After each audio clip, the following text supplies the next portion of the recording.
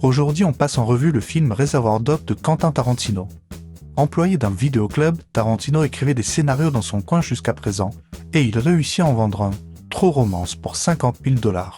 Il décide donc de tourner lui-même son prochain script, Reservoir Dogs. Cette scène d'ouverture, longue de 12 pages de dialogue, renferme déjà tout le cinéma de Tarantino. Une caméra en mouvement avec aucun champ contre champ qui observe des personnages discuter de tout et de rien. Ici, une interprétation libre d'une chanson de Madonna, suivie d'un débat sur le pourboire, et vous avez quelque chose d'unique et jamais vu à l'époque. L'une des particularités du film, c'est sa bande-son, qui n'est composée que de chansons déjà existantes. Et Tarantino avait déjà quasiment sélectionné toutes les chansons avant le tournage. Concernant son financement, il reçut plusieurs propositions, notamment avec des contraintes, celle d'imposer une happy end, ou même de faire jouer la femme du producteur dans le film. Mais il tenut bon et réussit à faire financer le film comme il le souhaitait. Une autre particularité du film, c'est son récit non linéaire.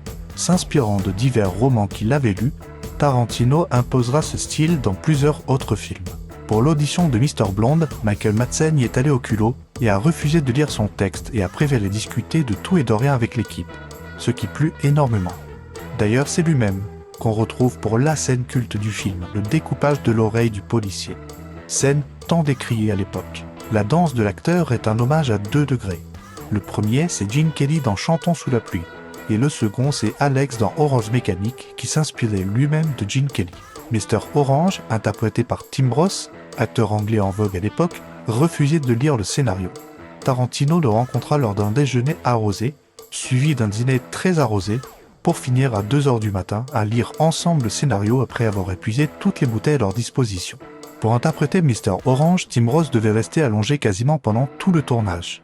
On lui apportait régulièrement du faux sang entre les prises. Un jour, la journée fut tellement longue que le faux sang avait séché et il resta collé au sol. Cette scène a été improvisée dans les toilettes lors du tournage, car initialement, le monologue devait être dit en voix off.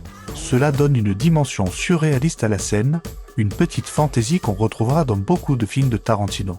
Le réalisateur n'avait aucune garantie concernant la sortie en salle de son film.